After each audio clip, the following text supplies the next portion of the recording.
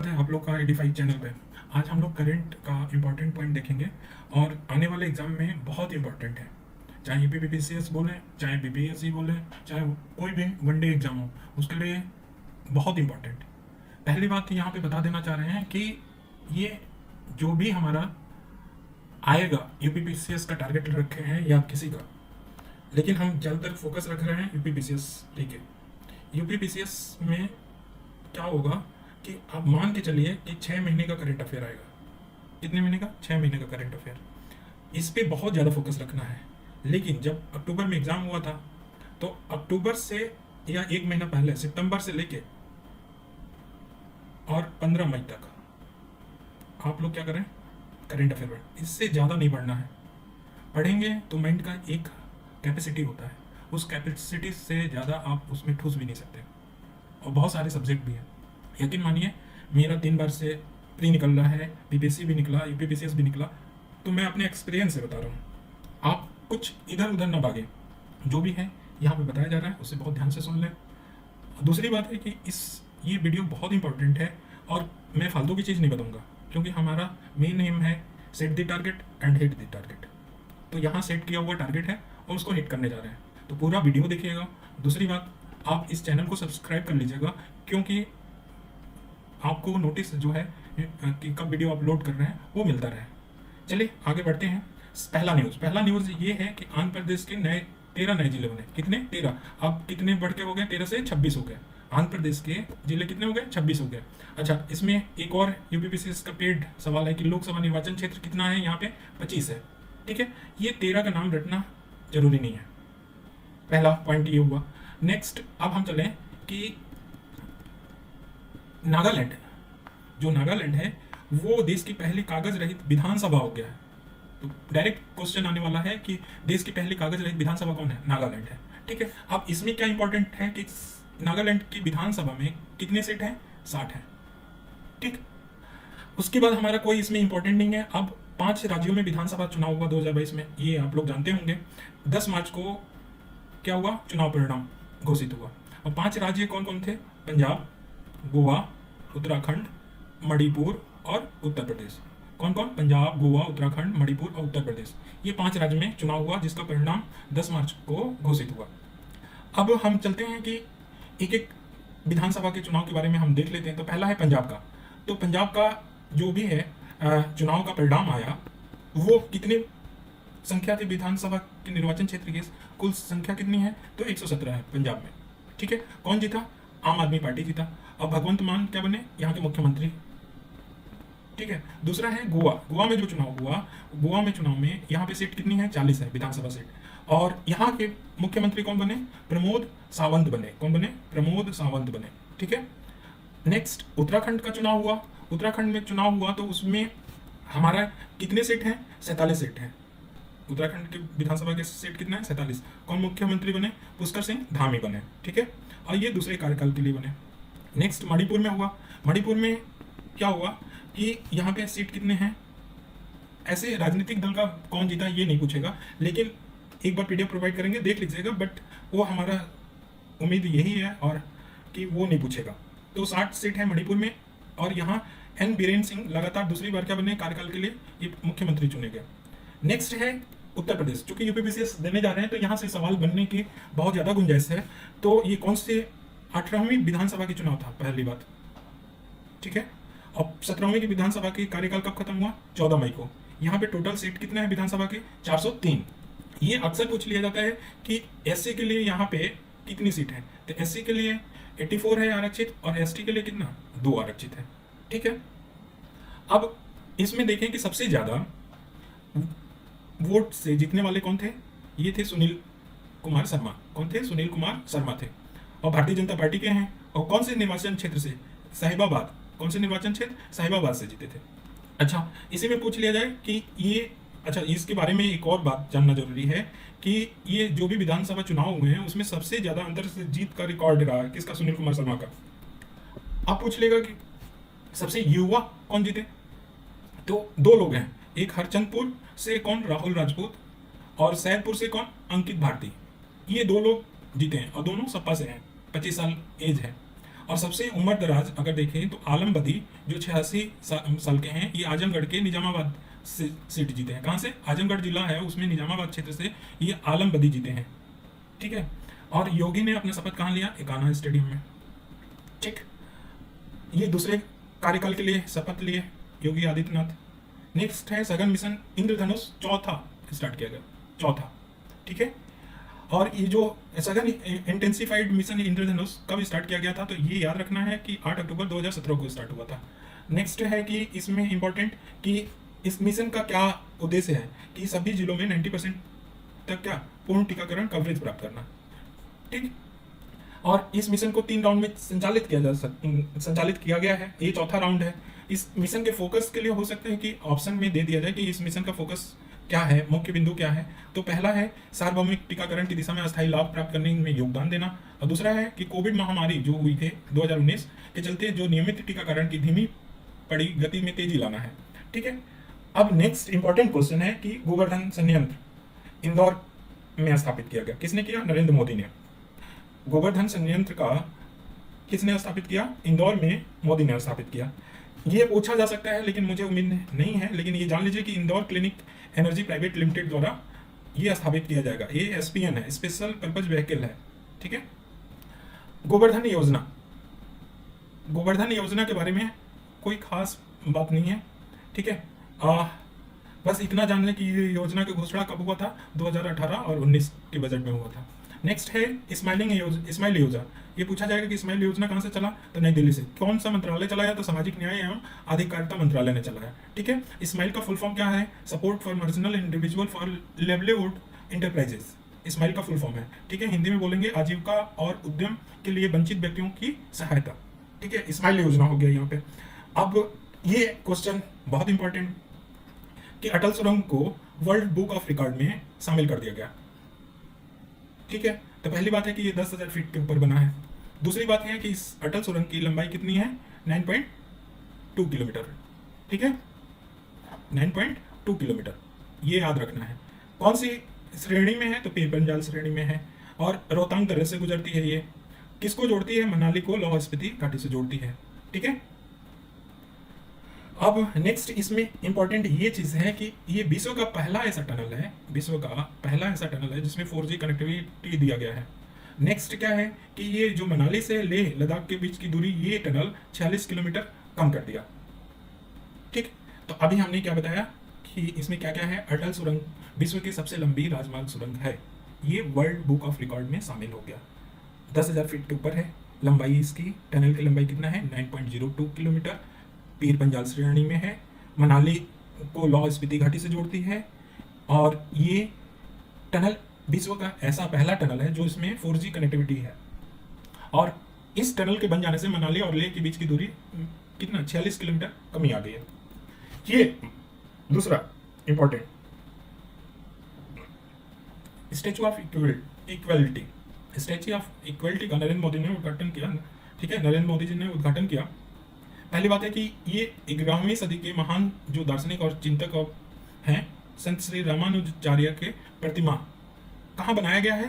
तो हैदराबाद, तेलंगाना स्टेट के हैदराबाद में समसमाबाद में ये प्रतिमा बनाया गया है। ठीक है। तो किसने उद्घाटन किया?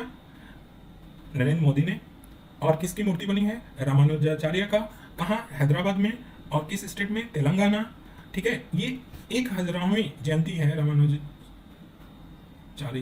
रामानुजाचार्य की 1000वीं जयंती पे ये कार्यक्रम में ये हुआ। अब इस प्रतिमा की ऊंचाई कितनी है? 216 फीट। ऊंचाई कितनी है? दूसरा important, 216 feet.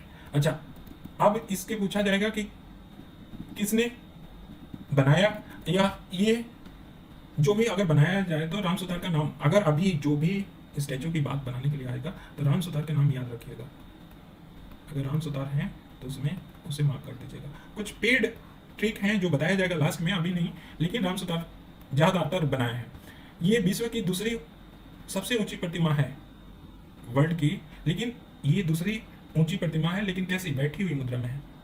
Statue of equality बैठी हुई मुद्रा में बनाया गया। तो पहला ये माइंड में आता है कि प्रथम कौन है, तो थाईलैंड में ग्रेट बुद्धा की मूर्ति जो है बैठी हुई मुद्रा में विश्व की सबसे ऊंची प्रतिमा मानी गई है। ये 302 है, जबकि स्टैचू ऑफ इक्वलिटी कितना है 216। ठीक है, 216 फीट है। अब स्टैचू ऑफ बिलीफ ये पूछा जा सकता है कि कहाँ बनाया जा रहा है, तो राजस्थान में जाए। ये सीधा सीधा जान लीजिए आप, किसका है, भगवान शिव की मूर्ति बनाई जाएगी। कितना, 315 फीट ऊंची प्रतिमा की होगी। Statue of peace statue of peace Vijay Vallabh Sureshwar ji के प्रतिमा है। ठीक है, ये कहाँ बनाया जा रहा है, ये राजस्थान में। प्रतिमा कहाँ बनाया जा रहा है, राजस्थान में, जयपुर में स्थित है। ठीक है ना, तो इसकी ऊंचाई कितना है, 151 इंच। तो स्टैचू ऑफ पीस हो गया यहाँ पे। अब नेक्स्ट चलते हैं कि कानपुर मेट्रो का शुभारंभ कब हुआ था। तो देखिए, नरेंद्र मोदी जी ने ये कानपुर मेट्रो के प्रथम गलियारे के उद्घाटन किया। लेकिन यहाँ पूछा जाएगा कि यूपी में कितने मेट्रो सिटी हैं या मेट्रो चलाया जा रहा है। ठीक है, तो मेट्रो सिटी के बारे में बात करें तो 7 हैं। कौन कौन है, लखनऊ हो गया, कानपुर हो गया, आगरा हो गया, बरेली हो गया। ठीक है, बरेली हो गया, और इसमें कौन कौन आ सकता है, 3 और कोई हैं, मुझे नाम नहीं याद आ रहा है, ये देख लीजिएगा। तो टोटल कितने हैं, 7 हैं। तो ये आपका कानपुर मेट्रो के बारे में हो गया, इसमें ज़्यादा क्वेश्चन नहीं पूछा जा सकता है। नेक्स्ट है कि बीना पनकी बहु उत्पादन पाइपलाइन परियोजना, ये नरेंद्र मोदी जी द्वारा उद्घाटन किया गया। ठीक है, ये बीना कहाँ है, मध्य प्रदेश में, पनकी कहाँ है, उत्तर प्रदेश में। ये किसके द्वारा ये पाइपलाइन का संचालन किया जाएगा, तो बीपीसीएल के द्वारा।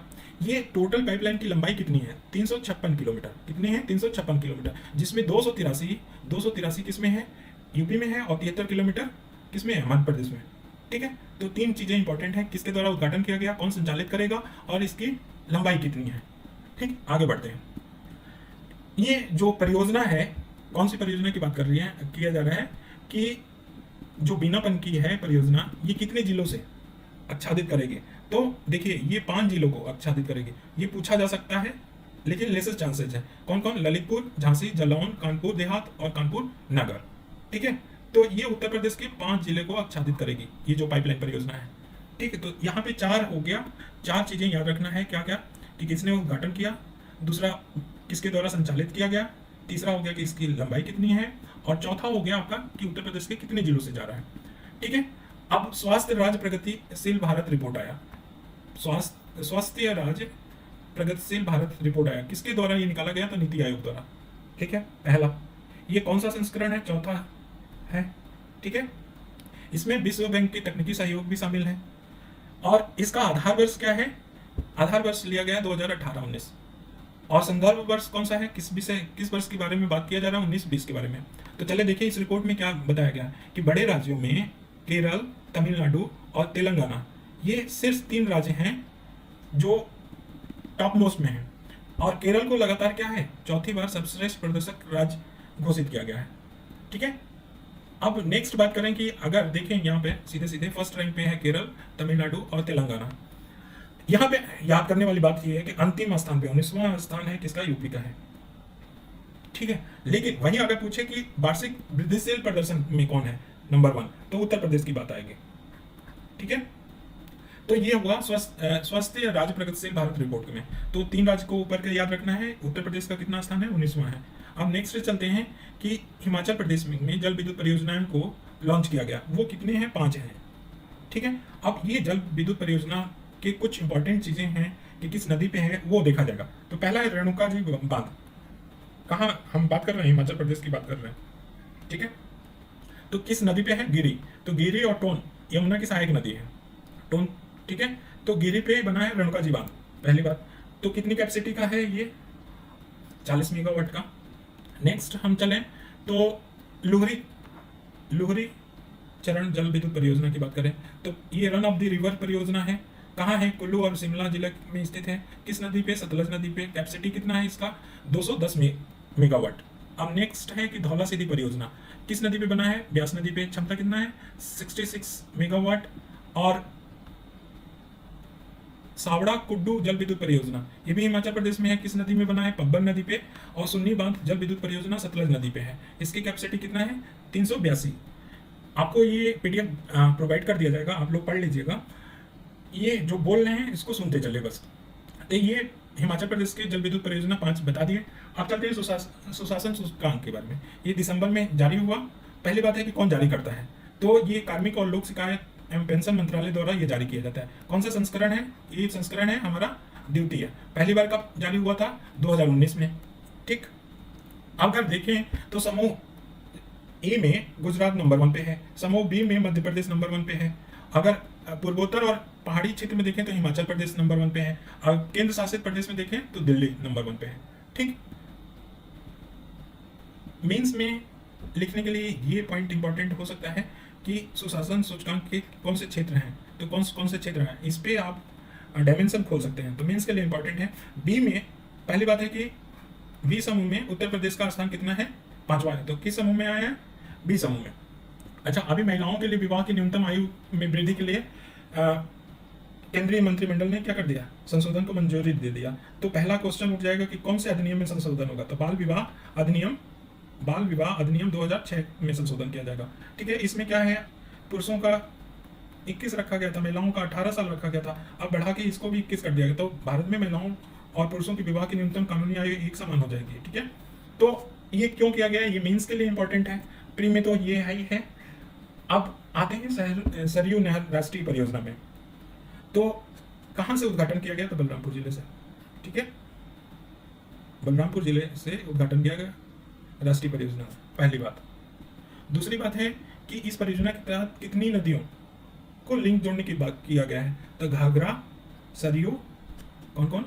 घाघरा, सरयू, राप्ती, बाणगंगा और रोहिणी, ये 5 नदियां हैं, इनको लिंक करने की बात किया गया है। ठीक है, अब नेक्स्ट चलते हैं कि जो ये परियोजना है, किस परियोजना के बारे में हम बात कर रहे हैं? पहली बात सरयू नहर परियोजना में, तो कितने जिलों से जाएगी? तो ये परियोजना पूर्वी उत्तर प्रदेश के 9 जिलों के लिए है। 9 जिलों के नाम याद रखना नहीं है, लेकिन हाँ कितने जिलों से जाएगी ये बात है। तो उसमें कौन कौन है? बहराइच है, श्रावस्ती है, बलरामपुर है, गोंडा है, सिद्धार्थनगर है, बस्ती है, संत कबीर नगर है, गोरखपुर है और महाराजगंज है ये। ठीक है, अभी झांसी में ultra mega solar power park का उद्घाटन किया गया। कितने मेगावाट का? 600 मेगावाट का। और किसने किया? मोदी जी ने किया। Ultra mega solar power park कहाँ उद्घाटन किया गया? नवंबर में, तो झांसी में किया गया। ठीक है, अब नेक्स्ट चलते हैं कि ये इंपॉर्टेंट है नवंबर में कि प्रधानमंत्री ने झांसी में अटल एकता पार्क की उद्घाटन किया। अटल एकता पार्क का उद्घाटन किया। इसमें अटल बिहारी वाजपेयी का क्या है? मूर्ति बनाया, और इसके शिल्पकार कौन है? राम सुतार है। इंडिया स्किल रिपोर्ट 2022 आया, दिसंबर में आया, वो 9वां रिपोर्ट था। ठीक है, और इसको देखा जाए तो इसमें सबसे ज्यादा हाईएस्ट कौन एम्प्लॉयर है? तो महाराष्ट्र है, देन उत्तर प्रदेश है। इसलिए इंपॉर्टेंट हो जाता है कि 65.2% से सेकेंड पे है। और शहर में अगर देखा जाए तो लखनऊ का नाम आता है। पहले नंबर पे कौन है? पुणे। स्टेट में देखें कि सबसे ज्यादा एम्प्लॉय कौन कर रहा है? इंडिया स्किल रिपोर्ट के अनुसार महाराष्ट्र, देन उत्तर प्रदेश, केरल, और शहर में देखें तो पुणे है, दूसरा लखनऊ। तो इसलिए इंपॉर्टेंट हो जा रहा है। केन बेतवा लिंक परियोजना अभी इसको मंजूरी दे दी गई है। पहली बात किसके द्वारा? केंद्रीय मंत्रिमंडल द्वारा। ठीक है, वित्त पोषण भी किया जाएगा और कार्यान्वयन भी किया जाएगा। नेक्स्ट है कि इसमें इस परियोजना केन बेतवा में उत्तर प्रदेश के कौन कौन जिले लाभ प्राप्त करेंगे? बांदा, महोबा, झांसी और ललितपुर। तो ये 4 जिले हो गए। मध्य प्रदेश के कौन है? पन्ना, टीकमगढ़, छतरपुर, सागर, दमोह, दतिया, विदिशा, शिवपुर और रायसेन। ठीक है, अब ये जो केन बेतवा नदी के है वो इसकी कुल लंबाई कितनी? लगभग 427, जिसमें 292 एमपी में आता है और 84 किलोमीटर, ये ध्यान रखने वाली बात है, उत्तर प्रदेश में आता है। ठीक है, केन बेतवा लिंक में भोपाल और इंदौर में भी पुलिस कमिश्नरेट प्रणाली लागू हो गया। तो एमपी के 2 शहर इंदौर में और भोपाल में, जबकि यूपी में भी लागू हुआ। तो भोपाल में और किसमें? इंदौर में पुलिस कमिश्नरेट प्रणाली लागू हुआ। अगर बात करें कि उत्तर प्रदेश में कौन कौन से हैं, तो 4 हैं पुलिस कमिश्नर प्रणाली लागू करने वाले। लखनऊ, गौतम बुद्ध नगर, वाराणसी और कानपुर। तो ये 2 सबसे पहले लगे थे, 2 बाद में आए। ठीक है, भारत की पहली ग्रीन हाइड्रोजन माइक्रो ग्रिड परियोजना कहाँ स्टैब्लिश किया गया और किसके द्वारा किया गया? तो ये देखिए, जो सीमाद्री है आंध्र प्रदेश में, एनटीपीसी द्वारा ये परियोजना स्टैब्लिश किया गया। किसके साथ मिलके? एक ब्लूम एनर्जी है जर्मनी की, उसके साथ मिलके। तो एनटीपीसी और ब्लूम एनर्जी, ये दोनों के द्वारा मिलके कहाँ पे? आंध्र प्रदेश में किया जा रहा है। ठीक है, नेक्स्ट हम लोग चलते हैं। तो बांध सुरक्षा अधिनियम आया। इसमें कुछ और नहीं पूछा जाएगा कि ये जो अधिनियम है इसमें दो राष्ट्रीय निकाय की स्थापना की बात किया गया है। एक तो सुरक्षा समिति, राष्ट्रीय बांध सुरक्षा समिति, और दूसरा राष्ट्रीय बांध सुरक्षा प्राधिकरण की स्थापना होगी। ठीक है, अब नेक्स्ट है बांध सुरक्षा अधिनियम में, ठीक है, जो सीडीएसओ है, सीडीएसओ का मतलब सेंट्रल डैम सेफ्टी ऑर्गेनाइजेशन, इसके द्वारा ये तैयार किया गया है। ठीक है, अब यहाँ पे फैक्ट है कुछ। अगर बांध के रूप में देखें तो सबसे ज्यादा बांध कहाँ पे है? बांध है चीन में, उसके बाद अमेरिका में, उसके बाद कहाँ? भारत। तो भारत तीसरे नंबर में है। अगर देखें स्टेट में भारत में सबसे ज्यादा बांध किस राज्य में है? तो महाराष्ट्र में है, उसके बाद मध्य प्रदेश, और तीसरे नंबर पे कौन है? गुजरात है। ठीक है, तो ये दो फैक्ट इंपॉर्टेंट है, इसे याद रखिएगा। जो पोचमपल्ली है उसको सर्वश्रेष्ठ पर्यटन गांव के रूप में घोषित किया गया, किसके द्वारा? WTO द्वारा। ठीक है, यूएन का ये WTO है, ये इसको बोलते हैं जो पर्यटन विभाग है जो यूएन का। ठीक है, इसके द्वारा पोचमपल्ली को सर्वश्रेष्ठ पर्यटन गांव को घोषित किया गया। तो ये पहली बात है कि ये बैठक हुआ कहाँ था? तो मैड्रिड और स्पेन में हुआ था। ठीक है, 3 दिसंबर 2021 को 24वां सत्र हुआ था यूएन WTO का। ठीक, और यूएन का WTO ने 44 सर्वश्रेष्ठ पर्यटन गांव को घोषित किया, उसमें भारत के पोचमपल्ली भी गांव था साथ में। ठीक है, ये क्यों फेमस है? यहाँ पे जो सिल्क साड़ियाँ होती हैं सिल्क की, भारत का सिल्क शहर कहा जाता है पोचमपल्ली को, पहली बात। ठीक है, दूसरी बात है ये जो साड़ियाँ बनाई जाती हैं वो कौन सी शैली से? इक्कत शैली से बनाई जाती हैं। और नेक्स्ट है कि यहीं से पोचमपल्ली से भी भूदान आंदोलन शुरू हुआ था। कब? 18 अप्रैल 1951 में। और किसके द्वारा किया गया था? विनोबा भावे के द्वारा, भूदान आंदोलन। ठीक है, अब निजामुद्दीन बस्ती परियोजना को यूनेस्को द्वारा सांस्कृतिक धरोहर संरक्षण पुरस्कार दिया गया। तो कौन से? दिल्ली में जो निजामुद्दीन बस्ती है उसको उस परियोजना को किसके द्वारा? यूनेस्को द्वारा सांस्कृतिक धरोहर संरक्षण पुरस्कार दिया गया, ये याद रखिएगा। अब राष्ट्रीय बहुआयामी गरीबी सूचकांक, ये मेंस के लिए इंपॉर्टेंट है, प्री के लिए क्या क्या इंपॉर्टेंट है इसके लिए हम बता दे रहे हैं कि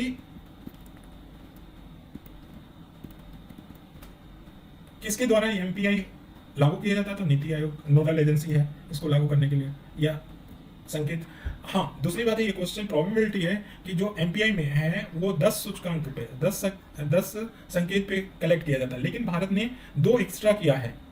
ठीक है, 2 एक्स्ट्रा में क्या है? एक प्रसव पूर्व देखभाल और दूसरा क्या है? बैंक खाता। तो 2 एक्स्ट्रा मतलब भारत कुल 12 संकेतों पे एमपीआई का आकलन किया है, जबकि एमपीआई का आकलन कितने पे किया जाता है? 10 संकेत पे। ये ध्यान रखिएगा, मोस्ट इंपॉर्टेंट। ठीक है, अगर देखा जाए एमपीआई के अनुसार तो 25.01% एमपीआई के हिसाब से गरीब हैं। ठीक है, बहुआयामी रूप से गरीब हैं। ठीक है, कितने? 25% के लगभग। अगर देखें तो सबसे ज्यादा गरीब है कौन? तो गरीब में सबसे ज्यादा गरीब बिहार है, दूसरे नंबर पे झारखंड, तीसरे नंबर पे यूपी है। बिहार में 50% से ऊपर है। ठीक है, और यूपी में 37.79%। सबसे कम बहुआयामी गरीबी जनसंख्या कहाँ, किस स्टेट में है? तो केरल में है। किसमें? केरल में। वहीं अगर केंद्र शासित प्रदेशों की बात की जाए तो दादरा एवं नगर हवेली में, ठीक है, एमपीआई कितना है? 27.36%। और जबकि सबसे कम देखें तो पांडुचेरी में है। पुदुचेरी में कितना है? 1.72%। उत्तर प्रदेश का कितना है? स्कोर देखें तो 0.018%। और नंबर पे सबसे तीसरे नंबर पे आता है गरीबी में। कौन कौन? 2 हैं ऊपर बताया, बिहार है, झारखंड है, देन उत्तर प्रदेश है। ठीक, अब उत्तर प्रदेश में भी बात किया जाए तो सबसे ज्यादा बहुआयामी गरीब वाला कौन सा जिला है? तो श्रावस्ती है।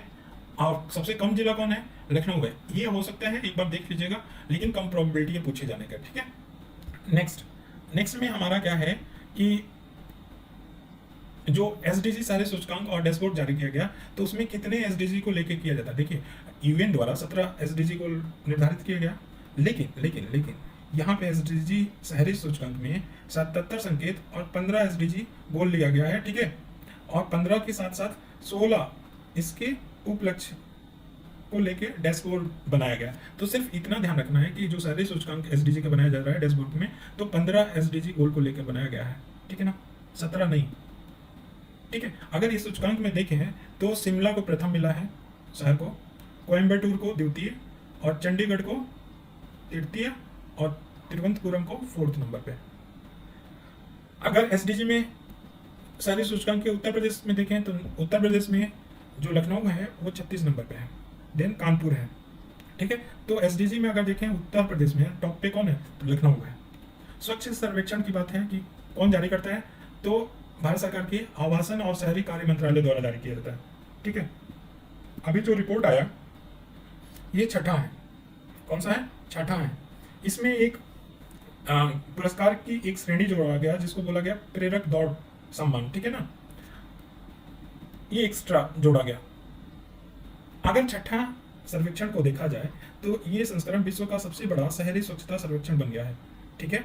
और गंगा के किनारे बसे 91 गंगा नगरों को भी शामिल किया गया है इस सर्वेक्षण में, ठीक है। 5वीं बार लगातार इंदौर को क्या मिला है, नंबर 1 पोजीशन मिला है, ठीक है। और 10 शहरों को अगर देखें सीक्वेंस तो पहले नंबर पे इंदौर है, दूसरे नंबर पे सूरत है, तीसरे नंबर पे विजयवाड़ा है। 10 का नाम याद नहीं रखना, टॉप 3 देख लीजिए बस। अगर 10 लाख से अधिक जनसंख्या श्रेणी में देखें तो लखनऊ का स्थान अगर यूपी में देखें तो 12वां है और गाजियाबाद का 18वां है, ठीक है। ये टॉप 20 में 2 ही शहर शामिल हैं। अगर 1 लाख से कम जनसंख्या में देखें तो सबसे स्वच्छ कौन है, बीटा, कहाँ का, ये महाराष्ट्र का है, 1 लाख से कम देखें तो। अब देखिए अगर 100 शहरी स्थानीय निकायों से अधिक की श्रेणी वाले राज्यों में उत्तर प्रदेश का स्थान कौन सा है, 6वां है, ठीक है। 1 लाख से अधिक जनसंख्या वाले गंगा नगरों की बात करें तो उत्तर प्रदेश की वाराणसी नगर शीर्ष स्थान पे है, ठीक है। और इसमें कानपुर भी आता है, लेकिन ये आता है 4थे नंबर पे। दूसरे नंबर पे कौन है, मुंगेर है जो बिहार का है, तीसरे नंबर पे पटना है और चौथे नंबर पे कानपुर, ठीक है। 1 लाख से अधिक जनसंख्या वाले गंगा नगर की बात कर रहे हैं, ठीक। अगर हमने बताया ना कि प्रेरक दौड़ सम्मान इस पहली बार इसमें पुरस्कार को शामिल किया गया है, तो 5 शहरों को मिला इसमें, जिसमें तिरुपति है, ठीक है ना, आंध्र प्रदेश को मिला, यही याद रखना है, नई दिल्ली, सूरत, इंदौर और नवी मुंबई, इनको मिला है, ठीक है। नेक्स्ट अगर देखें तो कचरा मुक्त शहरों की स्टार रैंकिंग प्रोटोकॉल चालू किया गया, तो इसमें 3 स्टार और 5 स्टार दिया जा रहा है रेटिंग। 5 स्टार रेटिंग में कुल 9 स्टार है, ठीक है। 9 इसमें कौन है, इंदौर है, सूरत है, नई दिल्ली है, मुंबई है, नवी मुंबई, अंबिकापुर है, मैसूर है, नोएडा है, तो यूपी का नोएडा है, बस ये ध्यान रखना है, विजयवाड़ा और पाटन को ये 5 स्टार मिला है। 3 स्टार कितने को मिला है, तो 143 शहरों को मिला है, ठीक है। अब नेक्स्ट चलते हैं कि पूर्वांचल एक्सप्रेस की बात करें तो ये नरेंद्र मोदी जी ने करवल खीरी में पूर्वांचल एक्सप्रेस का उद्घाटन किया। करवल खीरी कहाँ है, सुल्तानपुर से, तो सुल्तानपुर दे दे या करवल खीरी से, ठीक है, गंगा पूर्वांचल एक्सप्रेस वे का। तो पहला क्वेश्चन ये उठता है कि इसकी लंबाई कितनी है, तो लंबाई इसकी कितनी है, लगभग 141 किलोमीटर, ठीक है। अब आता है कि कितने जिले आच्छादित होते हैं इससे, तो 9 जिले हैं। कौन कौन, लखनऊ, बाराबंकी, अमेठी, सुल्तानपुर, अयोध्या, अंबेडकर, आजमगढ़, मऊ, गाजीपुर। ये आप लोग मैप में इसको इंडिकेट कर लीजिएगा, एक लाइन बना लीजिएगा, 9 जिले, तो ये 9 जिले को से जाती है, होकर गुजरती है। ये पहली बात है कि 6 लेन एक्सप्रेस वे है, बाद में भले 8 लेन बना दिया जाएगा, ठीक है। और सुल्तानपुर में ही एक कुरेभार गांव है, उसके निकट में हवाई पट्टी का निर्माण किया गया है। कोई ज़्यादा इंपॉर्टेंट नहीं है, बस ध्यान रखने वाली बात है। नेक्स्ट है गंगा एक्सप्रेस वे। ये दिसंबर में मोदी जी ने शाहजहांपुर से इसका आधारशिला रखा था। इसकी लंबाई कितनी है, 593.94, ठीक है, या 594 किलोमीटर बोला। तो ये एक्सप्रेस वे कहाँ से कहाँ तक जाती है, मेरठ से प्रयागराज तक, ठीक है। अब कितने जिलों से होके जाती है देख लीजिए, हो सकता है कि मिलान करने के लिए आ जाए कि ये हाईवे से कितने जिले इतने, तो 12 जिले से ये जाती हैं, ठीक है। 12 जिले में कौन कौन है, मेरठ है, हापुड़ है, बुलंदशहर है, अमरोहा है, संभल है, बदायूं है, शाहजहांपुर है, हरदोई है, उन्नाव है, रायबरेली है, प्रतापगढ़ है और प्रयागराज है। ये 12 जिलों से होकर गुजरेगी। स्मार्ट पुलिसिंग सूचकांक जारी किया गया, ठीक है। कौन जारी करता है इसको, IPF करता है, भारतीय पुलिस फाउंडेशन जारी करता है। तो स्मार्ट पुलिसिंग में अगर देखें तो नंबर 1 पे कौन कौन है, स्टेट है आंध्र प्रदेश, दूसरे नंबर पे तेलंगाना और तीसरे पे असम है, नॉर्थ ईस्ट का। तो ये 3 सीक्वेंस याद रखना है। अब नेक्स्ट हम लोग चलते हैं कि उत्तर प्रदेश का पोजीशन क्या है स्मार्ट में, जो 28वां रैंक है। प्रधानमंत्री पोषण शक्ति निर्माण योजना, ये प्री के साथ साथ मेंस में भी इम्पोर्टेंट है। प्री के लिए क्या इंपॉर्टेंट है कि ये 5 साल के लिए चलाया गया, ईयर 2021-22 से लेकर 2025-26 5 वर्ष के लिए। दूसरी बात है कि कितने से कितने कक्षा के लिए, कक्षा 1 से लेकर 8वीं तक कितने बच्चों को ये आच्छादित करेगा? तो 11.80 करोड़ बच्चों ऐसे लाभान्वित होंगे। कितने स्कूल हैं? तो 11.20 लाख स्कूल। जो हमारा मिड डे स्कीम है ना, उसी के जगह पे ये 5 साल के लिए लाया गया है। ठीक है, तो मध्याह्न भोजन योजना का स्थान लेगा। कौन सा लेगा? मैंने बोला इंपॉर्टेंट है प्री के लिए भी और मेंस के लिए भी। तो प्रधानमंत्री पोषण शक्ति निर्माण योजना नाम है। ठीक है, हो सकता है कि ये कब लॉन्च किया गया। ठीक है, मंजूरी का प्रदान की पूछा ले 29 सितंबर 2021 को। अब नेक्स्ट है राज्य खाद्य सुरक्षा सूचकांक। तो कौन सितंबर में जारी हुआ? कौन जारी करता है? फसाई जारी करता है। ये तीसरा रिपोर्ट है। ठीक है, नंबर 1 पे कौन है? गुजरात है, दूसरे पे कौन है? केरल है, और तीसरे पे तमिलनाडु है। ठीक है, अगर छोटे राज्यों में देखें तो गोवा है, और नेक्स्ट कौन है? मेघालय है, मणिपुर है। अगर संघ राज्य क्षेत्र में की बात करें तो जम्मू कश्मीर है नंबर 1 पे। ठीक है, उसके बाद अंडमान निकोबार है, तीसरे नंबर पे दिल्ली है। ठीक है, सबसे निम्न स्थान पाने वाला अगर देखें छोटे राज्यों में तो मिजोरम है, अगर बड़े राज्यों में देखें तो बिहार है, अगर संघ राज्य क्षेत्र में देखें तो लक्षद्वीप है। उत्तर प्रदेश का 5वां स्थान है बड़े राज्य में। उत्तर प्रदेश का कौन सा स्थान है? 5वां है। रेल कौशल विकास योजना चालू किया गया। तो ये रेल विकास योजना कब लागू किया गया, संचालित किया गया? 17 सितंबर 2021 को। ठीक है, अब नेक्स्ट इसमें क्वेश्चन क्या पूछा जाएगा कि 3 वर्षों की अवधि में 50,000 युवाओं को प्रशिक्षण देना है, और 4 ट्रेड में प्रशिक्षण दिया जाएगा: इलेक्ट्रिशियन, वेल्डर, मशीनिस्ट और फिटर में। प्रशिक्षण के कितने घंटे होंगे? 100 घंटे। और कितने आयु के बच्चे पात्र होंगे? 18 से 35।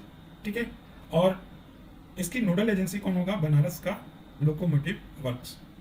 ठीक है, भारत में अपराध 2020, इस पे इंपॉर्टेंट कोई चीज़ नहीं है कि बताया जाए। नेक्स्ट हमारा है सुजलाम अभियान।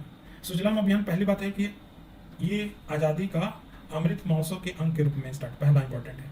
ठीक है, और किसके द्वारा स्टार्ट किया गया? जल शक्ति मंत्रालय द्वारा। दूसरा बात, कितने दिन के लिए? 100 दिवसीय अभियान है। किस के लिए? ODF के लिए।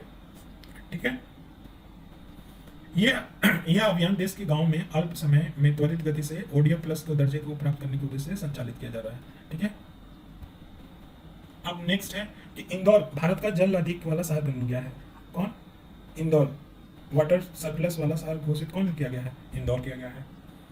अगर हम देखें कि जो NIRF रिपोर्ट रैंकिंग जारी किया गया है यूनिवर्सिटीज में, तो सबसे पहला यूनिवर्सिटी अगर देखें तो IIT मद्रास है। ठीक है, उच्च संस्थान में। और दूसरे में क्या है? ISC बेंगलोर है।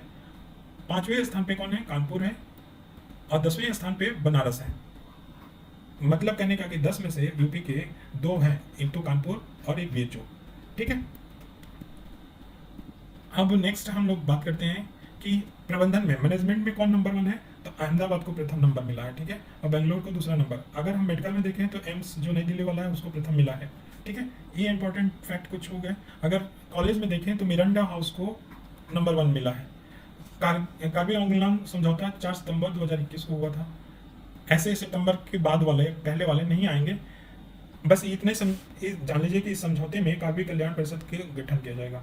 ठीक है, नेक्स्ट हमारा क्या है कि सिक्किम ने राज मछली घोषित किया। तो वो मछली का नाम क्या है? कापर महसीर। इसको दूसरा नाम कैटली के नाम से जाना जाता है। ये तीस्ता और रंगीत जो नदी है उसमें पाई जाती है। 1992 में जो लखनऊ में है राष्ट्रीय मत्स्य आनुवंशिक संसाधन ब्यूरो द्वारा कैटली मछली को लुप्तप्राय प्रजाति मान लिया गया था। ठीक है, और 2014 में IUCN ने भी इसे लुप्तप्राय श्रेणी में रखा है, एंडेंजर्ड में। ठीक है, अब नेक्स्ट है कि भारतीय स्मार्ट सिटीज पुरस्कार देखा जाए तो इसमें उत्तर प्रदेश को पहला स्थान, ISC में उत्तर प्रदेश को क्या पहला स्थान मिला है, मध्य प्रदेश को दूसरा, तमिलनाडु को तीसरा। अगर सिटी अवार्ड में देखें कि सिटी कौन सा है तो इंदौर को सबसे पहला और दूसरे को सूरत को दूसरा। ठीक है, अहमदाबाद को स्मार्ट सिटीज लीडरशिप अवार्ड मिला है। ठीक, अब नेक्स्ट हम लोग चलते हैं प्रधानमंत्री उज्ज्वला योजना। प्रधानमंत्री उज्ज्वला योजना कहाँ से शुभारंभ हुआ? महोबा से, यूपी के। ठीक है, ये इसमें क्या है? 1 करोड़ LPG कनेक्शन एक्स्ट्रा देना है। आपको जानना चाहिए प्रधानमंत्री उज्ज्वला योजना जो पहले स्टार्ट किया गया था 2016 में स्टार्ट किया गया था, बलिया से स्टार्ट किया गया था। इसमें शुरू में तो 5 करोड़ था देने के लिए, लेकिन बाद में इसको बढ़ा के 8 करोड़ कर दिया। लेकिन अभी जो दूसरा स्टार्ट किया गया उसमें 1 करोड़ एलपीजी कनेक्शन एक्स्ट्रा देने के लिए। तो ये प्रधानमंत्री उज्ज्वला योजना 2.0 बोला जाता है। शून्य अभियान किसके द्वारा चलाया जाएगा, सीधे सीधे पूछा जाएगा तो नीति आयोग द्वारा, ठीक है ना। पहली बात है कि शून्य अभियान किससे जुड़ा हुआ है, तो उपभोक्ताओं और उद्योगों के साथ मिलकर शून्य प्रदूषण आपूर्ति वाहन को बढ़ावा देने का पहल है। मतलब जो इलेक्ट्रिकल वाहन है ना, उनको प्रमोट करने के लिए। ये मालूम है कि लद्दाख में केंद्रीय विश्वविद्यालय की स्थापना की जा रही है। नाम क्या है उस विश्वविद्यालय का? सिंधु केंद्रीय विश्वविद्यालय। नेक्स्ट हम लोग चलते हैं कि जो उमलिंग ला दर्रा है, ये विश्व की सबसे ऊंची मोटर युग सड़क है, ठीक है। तो कितने फीट पे है? 19,300 फीट के ऊंचाई पे बना है, ठीक है। दूसरी बात है कि ये किस प्रोजेक्ट के तहत बनाया गया है? हिमांग प्रोजेक्ट। इंपॉर्टेंट, बहुत इंपॉर्टेंट, हिमांग प्रोजेक्ट के तहत बना है, ठीक है। नेक्स्ट है कि हिमांग प्रोजेक्ट किसके द्वारा संचालित किया जाता है? तो BRO जो सीमा सड़क संगठन है उसके द्वारा ये लॉन्च किया गया है, ठीक है। नेक्स्ट, इससे पहले उमलिंग ला दर्रा से पहले जो बोल्बिया की मोटर योग सड़क था उसको मिला हुआ था, बोल्बिया की, ठीक है। वो 18,953 फीट पे था, लेकिन अभी उमलिंग ला दर्रा विश्व के सबसे ऊंची मोटर युक्त सड़क हो गया। अच्छा, एक और बात यहाँ पे फैक्ट है, ऐसे पूछे जाने के कम है, लेकिन जान लीजिए क्या कि गिनीज वर्ल्ड रिकॉर्ड में, ठीक है, ये अलास्का से स्टार्ट होता है, सैन डियागो चिली तक आता है एक रोड, उसके बाद फिर से मतलब अलास्का से स्टार्ट होकर सैन डियागो, उसके बाद पूरब में जाता है ब्यूनस आयर्स में अर्जेंटीना में, और उसके बाद ब्राजीलिया चला जाता है। तो ये इसको बोला जाता है पैन अमेरिकन हाईवे। ये सबसे लंबी मोटर योग सड़क बोला जाता है। कितने किलोमीटर का है? तो 24,140 किलोमीटर का है। तो जान लीजिए एक फैक्ट। लद्दाख का राज्य पशु और राज्य पक्षी घोषित किया गया। तो राज्य पशु कौन है? हिम तेंदुआ, और काले गर्दन के राज्य पक्षी, काले गर्दन वाला जो सारस है, ठीक है। अब नेक्स्ट हम लोग चलते हैं, आगे बढ़ते हैं। ई रूपी किसके द्वारा लॉन्च किया गया? NPCI द्वारा। किसके द्वारा लॉन्च किया गया? NPCI द्वारा, ठीक है। ये है क्या? ये प्रीपेड वाउचर होता है जो किसी QR या SMS के द्वारा ई वाउचर को दिया जा सकता है, ठीक है। ये क्यों लाया गया है? जैसे ई रूपी जो DBT होता है, प्रत्यक्ष लाभ हस्तांतरण, उसको सुदृढ़ करने के लिए ये लाया गया ई रूपी, ठीक है। नेक्स्ट चलते हैं कि हमारा भविष्य में जारी होने वाला एक डिजिटल करेंसी है इंडिया का, उसका नाम क्या है? CBDC, ठीक है। तो CBDC और ई रूपी में दोनों में डिफरेंस है, ये ध्यान रखिएगा, ठीक है ना। ई रूपी किसके द्वारा? NPCI द्वारा होगा। नेक्स्ट है कि 6 जुलाई 2021 को क्या सहकारिता मंत्रालय का गठन हुआ? इस मंत्रालय का किसको कार्यभार दिया गया? अमित शाह को दिया गया। और नेक्स्ट है कि क्यों ये गठित किया गया? ईज ऑफ डूइंग बिजनेस बढ़ाने के लिए और बहुराज्य सहकारी समितियों को विकास में सक्षम बनाने के लिए ये किया गया। नेक्स्ट क्या है कि जो UN था 2012 में सहकारिता का अंतर्राष्ट्रीय वर्ष घोषित किया गया। तो बस एक फैक्ट है जो ध्यान रखना है। अब एक लोक उद्यम विभाग था जिसको किसके अंतर्गत ला दिया गया? वित्त मंत्रालय में। अब 6 विभाग, इससे पहले 5 विभाग थे, अभी लोक उद्यम विभाग जुड़ जाने की वजह से इस मंत्रालय वित्त मंत्रालय में कितने हो? 6। तो 6 का नाम दिया गया है। पहला है आर्थिक कार्य विभाग, व्यय विभाग, वित्त मंत्रालय की बात कर रहे हैं तो, और तीसरा है राजस्व विभाग, निवेश और लोक संपत्ति प्रबंधन विभाग, और 5वां है हमारा वित्तीय सेवाएं विभाग, और ये 6ठा लोक उद्यम विभाग को शामिल किया गया है, ठीक है। ये पहले भारी उद्योग मंत्रालय के रूप में था, ठीक है ना, मंत्रालय में था। अब नेक्स्ट बात करें तो इधर हमारा कोई इंपॉर्टेंट बिंदु नहीं बनता है। हाँ, एक बनता है कि ताप विद्युत संयंत्र में बायोमास प्रयोग करने पे एक राष्ट्रीय मिशन चलाया गया है, और कब तक चलाया गया है? ये इसके 5 साल के लिए। तो बस इतना जान जाइए कि बायोमास के लिए ताप विद्युत संयंत्रों में क्या करेंगे? संयंत्र में बायोमास का प्रयोग करेंगे। दूसरा क्या है कि अम्बोली जो महाराष्ट्र का हो, जैव विविधता विरासत स्थल घोषित किया गया अम्बोली का। तीसरा है इंपॉर्टेंट इसमें कि जो सुजल नल से पेयजल मिशन, उड़ीसा की पूरी जो है ना, उसको सुजल नल से पेयजल मिशन को लॉन्च किया गया है। पूरी भारत का पहला ऐसा शहर बन गया है जो 24 घंटे लगातार उच्च गुणवत्ता वाला पेयजल प्राप्त हो सकेगा, ठीक है। ऐसी सुविधा विश्व स्तर पे लंदन, न्यूयॉर्क, सिंगापुर आदि में उपलब्ध है। तो भारत का पहला ऐसा है कौन? पूरी शहर, ठीक है। नेक्स्ट हमारा क्या है कि आज़ादी का अमृत महोत्सव, इस पे क्वेश्चन नहीं पूछा है, और प्रोबेबिलिटी है कि इस पे पूछा जाएगा कि भारत का स्वतंत्र 75वीं वर्षगांठ मना रहे हैं, ठीक है। 15 सप्ताह पूर्व 12 मार्च 2021 से ये मोदी जी द्वारा साबरमती आश्रम से क्या इसका उद्घाटन हुआ, लॉन्च किया, और ये कब तक चलेगा? 15 अगस्त 2023 तक, ठीक है। तो 15 सप्ताह पूर्व लॉन्च किया गया, मतलब उद्घाटन किया गया इस मिशन का। अब अगर हम देखें तो इसमें एक कमेटी बनाया गया, उस कमेटी में 259 लोग होंगे और नरेंद्र मोदी जी अध्यक्षता करेंगे। नेक्स्ट क्या है कि इसमें आज़ादी का अमृत महोत्सव में 5 स्तंभ है। एक है कि स्वतंत्रता संग्राम, 75 वर्ष पे विचार, 75 वर्ष पे उपलब्धियां, 75 वर्ष पे कार्य, 75 वर्ष पे संकल्प। ये 5 क्या है? हो सकता है कि इसमें कोई एक अलग देके पूछ ले कि कौन सा नहीं है, ठीक है। एक युवा प्रधानमंत्री योजना लॉन्च किया गया मई में 2021 में। ये पूछा नहीं गया इसलिए कम प्रोबेबिलिटी है, फिर भी जान लीजिए कि युवा प्रधानमंत्री योजना किसके लिए है। ये young upcoming and versatile author के लिए है पहली बार, ठीक है ना। और इंडिया @75 परियोजना के अंतर्गत ये अंग है, ठीक है, युवा प्रधानमंत्री योजना। ये 2 बातें याद रखना। तो बस पहला पार्ट यहाँ तक रहता है। आप लोग इसको लाइक कर लीजिए, सब्सक्राइब कर लीजिए। नेक्स्ट एपिसोड या पार्ट कल या देर रात तक हम इसको अपलोड कर लेंगे। Thank you so much.